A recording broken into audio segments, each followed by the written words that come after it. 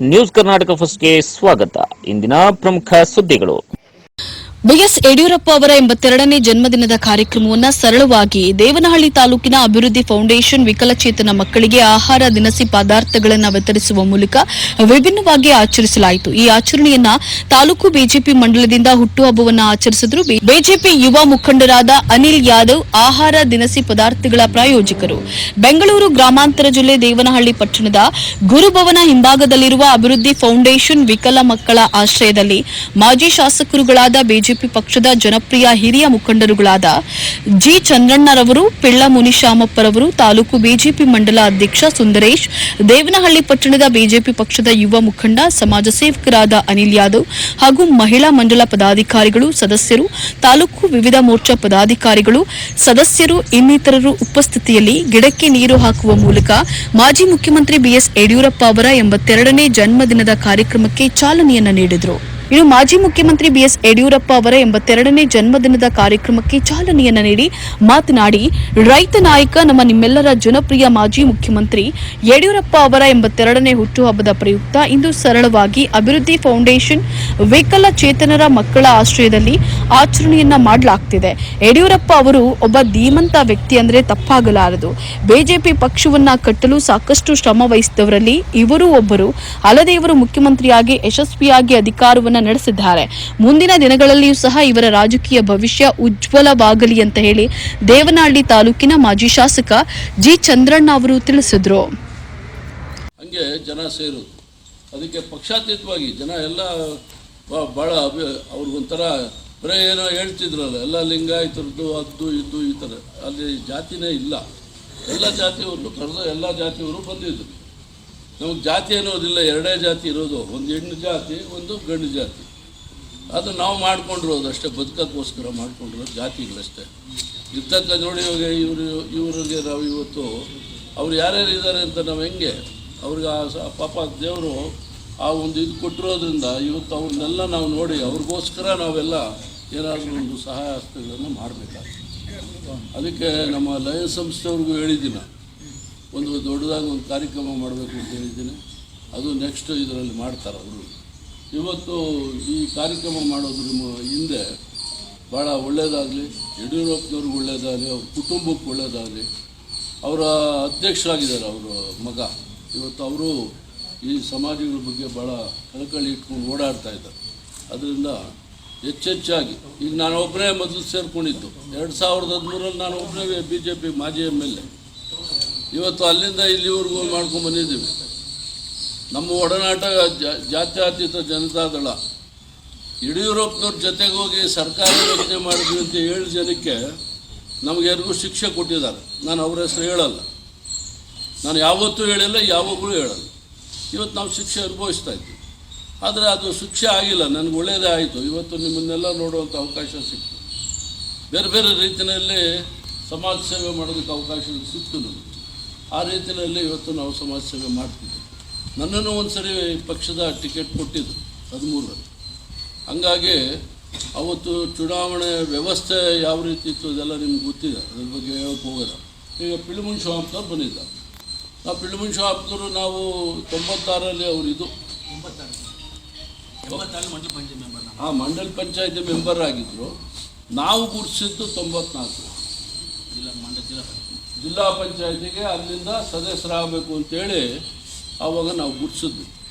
ದೇವನಹಳ್ಳಿ ಅಭಿವೃದ್ಧಿ ಫೌಂಡೇಶನ್ ವಿಕಲಚೇತನರ ಮಕ್ಕಳ ಆಶ್ರಯಕ್ಕೆ ಆಹಾರ ದಿನಸಿ ಪದಾರ್ಥಗಳನ್ನು ವಿತರಿಸಿದ ಮಾಜಿ ಶಾಸಕ ಪಿಳ್ಳ ಮುನಿಶಾಮಪ್ಪ ಅವರು ಮಾತನಾಡಿ, ಒಂದು ಅರ್ಥಪೂರ್ಣ ಕಾರ್ಯಕ್ರಮವನ್ನು ಮಾಡಿರುವುದು ಸಂತಸವನ್ನು ತಂದಿದೆ. ಈ ದೇಶದಲ್ಲಿ ಯಾವ ರೀತಿ ಸಮುದಾಯವನ್ನು ಕಟ್ಟಲು ಪ್ರಯತ್ನಿಸುತ್ತಿದ್ದಾರೋ ಅದೇ ರೀತಿಯಲ್ಲಿ ಯಡಿಯೂರಪ್ಪ ಅವರು ಮಹಿಳೆಯರಿಗೆ, ದಲಿತ ರೈತರಿಗೆ, ಸಾಮಾನ್ಯ ಜನರಿಗೆ ಎಲ್ಲರ ಒಳಿತಿಗಾಗಿ ಶ್ರಮಿಸೋದ್ರಲ್ಲಿ ಪ್ರಮುಖ ಪಾತ್ರವನ್ನು ವಹಿಸಿದ್ದಾರೆ ಅಂದರೆ ತಪ್ಪಾಗಲಾರದು. ನಾವು ಅಧಿಕಾರದಲ್ಲಿ ಇದ್ದಾಗ ವಿಕಲಚೇತನರಿಗೆ ಹೆಚ್ಚಿನದಾಗಿ ಸಹಾಯಧನ ಮಾಡಿದ್ದೇವೆ. ಇವೆಲ್ಲದಕ್ಕೂ ಯಡಿಯೂರಪ್ಪ, ಮಾಜಿ ಪ್ರಧಾನಿ ಎಚ್ ಡಿ ದೇವೇಗೌಡ ಅವರ ಮಾರ್ಗದಲ್ಲಿ ನಾವು ನಡೆದು ಬಂದಿದ್ರಿಂದ ಮಾತ್ರ ಸಾಧ್ಯವಾಗಿದೆ.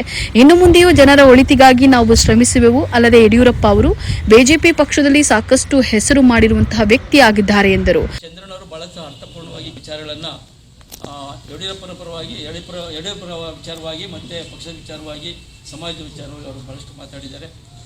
ಪ್ರಾಸ್ತಾವಿಕವಾಗಿ ಮಾತಾಡಿದಂಥ ನಮ್ಮ ಅಧ್ಯಕ್ಷರಾದಂಥ ಸುನೀಲ್ ರವರು ಕೂಡ ನಮ್ಮ ಪಕ್ಷ ಯಾವ ರೀತಿ ಸಂಘಟನೆ ಮಾಡಿದ್ರು ಅಂತ ಹೇಳಿದ್ದಾರೆ.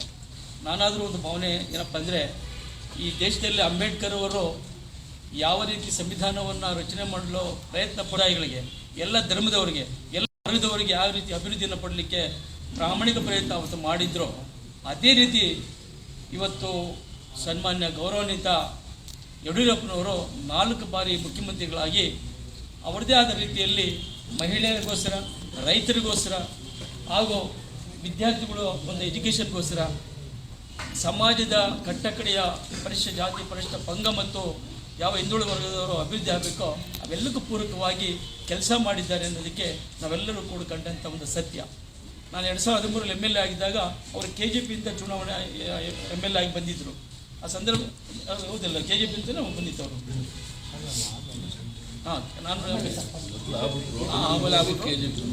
ನಾನು MLA ಇದ್ದಾಗ ಅವರು ಪೆನ್ ಕೆಳಗಡೆ ಬಿದ್ದಾಗ ಅವ್ರಿಗೆಲ್ಲೋ ಎತ್ಕೊಳಕ್ಕೆ ಆಗ್ತಿರ್ಲಿಲ್ಲ. ನಾನು ಹೋಗಿ ಸುಮಾರು 3-4 ಇದರಲ್ಲಿ ದೂರ ಇದೆ, ಅವರು ಹುಡುಕ್ತಾನೆ ಇದ್ದರು, ನಾನು ಹೋಗಿ ಇಟ್ಕೊಟ್ಟೆ. ಆಗ ಅಂದರೆ ಅದೊಂದು ಅಂಥ ಒಂದು ಅವಕಾಶಗಳ ನೀತಿ ಯಾವತ್ತೂ ನಾವು ಮರೀಲಿಕ್ಕೆ ಆಗೋದಿಲ್ಲ.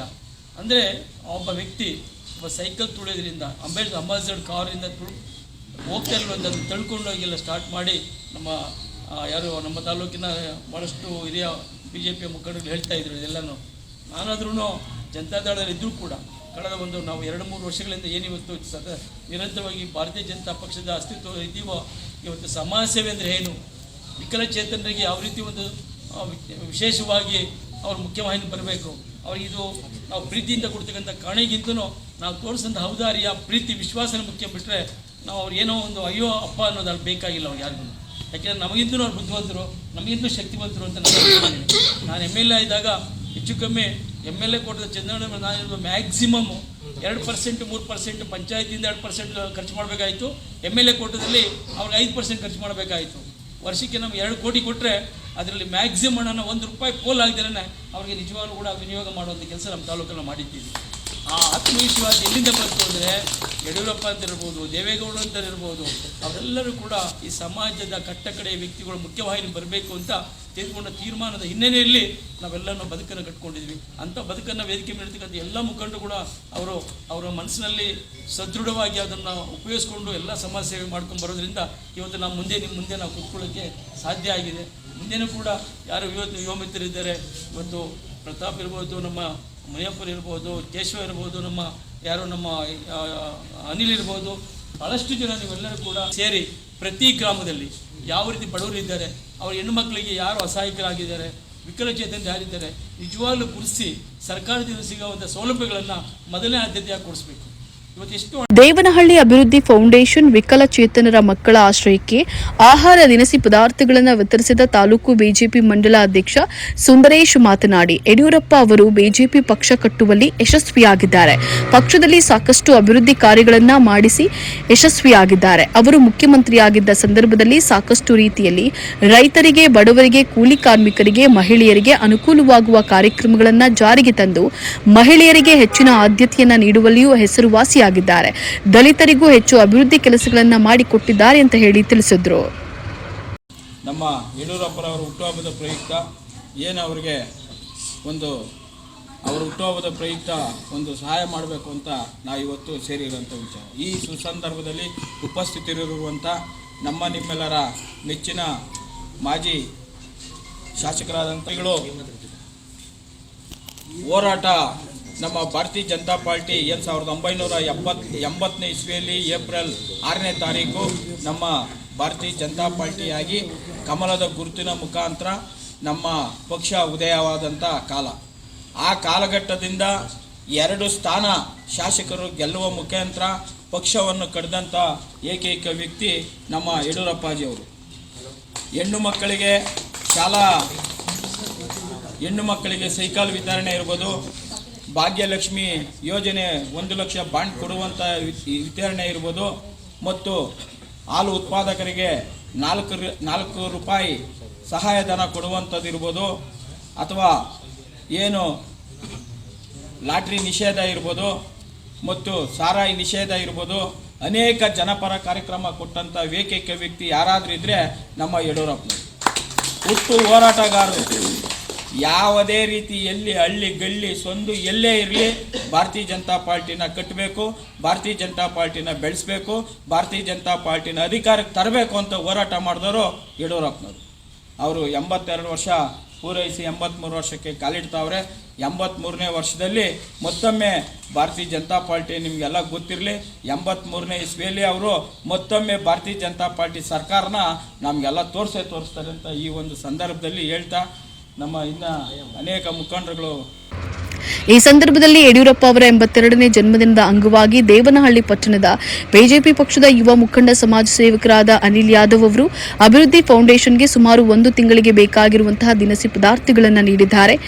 ಈ ಕಾರ್ಯಕ್ರಮದಲ್ಲಿ ಅವತಿ ಹೋಬಳಿ ಶಕ್ತಿ ಕೇಂದ್ರ ಮಾಜಿ ಅಧ್ಯಕ್ಷರು ಹಾಗೂ ಬಿಜೆಪಿ ಪಕ್ಷದ ಮುಖಂಡರಾದ ಮುನಿಕೃಷ್ಣಪ್ಪ, ತಮ್ಮಯ್ಯ, ತೊಬಗೆರೆ ಬಿಜೆಪಿ ಜಿಲ್ಲಾ ಕಾರ್ಯದರ್ಶಿ ಚಂದ್ರಶೇಖರ್, ಮಹಿಳಾ ಮೋರ್ಚಾ ಜಿಲ್ಲಾ ಪ್ರಧಾನ ಕಾರ್ಯದರ್ಶಿ ನಾಗವೇಣಿ ಶ್ರೀನಿವಾಸ್, ತಾಲೂಕು ಬಿಜೆಪಿ ಪ್ರಧಾನ ಕಾರ್ಯದರ್ಶಿ ನೀಲೇರಿ ಮಂಜುನಾಥ್, ತಾಲೂಕು ಬಿಜೆಪಿ ಉಪಾಧ್ಯಕ್ಷ ಚನ್ನಕೇಶವಮೂರ್ತಿ, ತಾಲೂಕು ಬಿಜೆಪಿ ಮಹಿಳಾ ಮಂಡಲ ಅಧ್ಯಕ್ಷೆ ವಿದ್ಯಾ ರಾಘವೇಂದ್ರ, ತಾಲೂಕು ಉಪಾಧ್ಯಕ್ಷ ಪುನೀತಾ, ಮಹಿಳಾ ಮೋರ್ಚಾ ಪ್ರಧಾನ ಕಾರ್ಯದರ್ಶಿ ದ್ರಾಕ್ಷಾಯಿಣಿ, ಬಿಜೆಪಿ ಪಕ್ಷದ ಮುಖಂಡರುಗಳಾದ ಸುಬ್ಬೇಗೌಡ, ಉಮೇಶ್, ಪ್ರತಾಪ್, ಓಬದೇನಹಳ್ಳಿ ಮುನಿಯಪ್ಪ, ನಾರಾಯಣಸ್ವಾಮಿ, ಹಳೂರು ನಾಗೇನಹಳ್ಳಿ ಅಮರನಾಥ್, ಲೋಹಿತ್ ಶ್ರೀನಿವಾಸ್, ಕೊಡಿ ಮಂಚೇನಹಳ್ಳಿ ಚೇತನ್, ಭಾಗ್ಯಮ್ಮ, ಸಾರಿಕಾ, ಪ್ರೇಮ ದೇವರಾಜ್, ವಿಜಯಪುರ ದಿವ್ಯರವರು ಗಣ್ಯರ ಸಮ್ಮುಖದಲ್ಲಿ ಬಿಜೆಪಿ ಪಕ್ಷಕ್ಕೆ ಸೇರ್ಪಡೆಯಾದರು. ಮಹಿಳಾ ಮಂಡಲ ಸದಸ್ಯರು, ಕಾರ್ಯಕರ್ತರು ಭಾಗವಹಿಸಿದರು.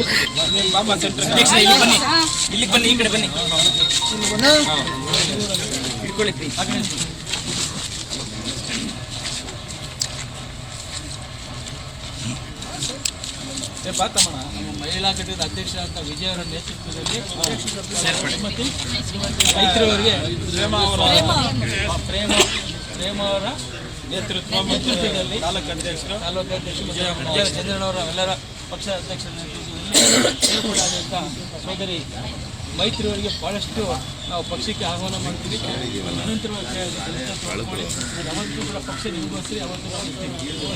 ನ್ಯೂಸ್ ಕರ್ನಾಟಕ 1 ಸಂಪಾದಕ ಬೆಂಗಳೂರು ಗ್ರಾಮಾಂತರ ಜಿಲ್ಲಾ ವರದಿ ಸೀತಾರಾಮ.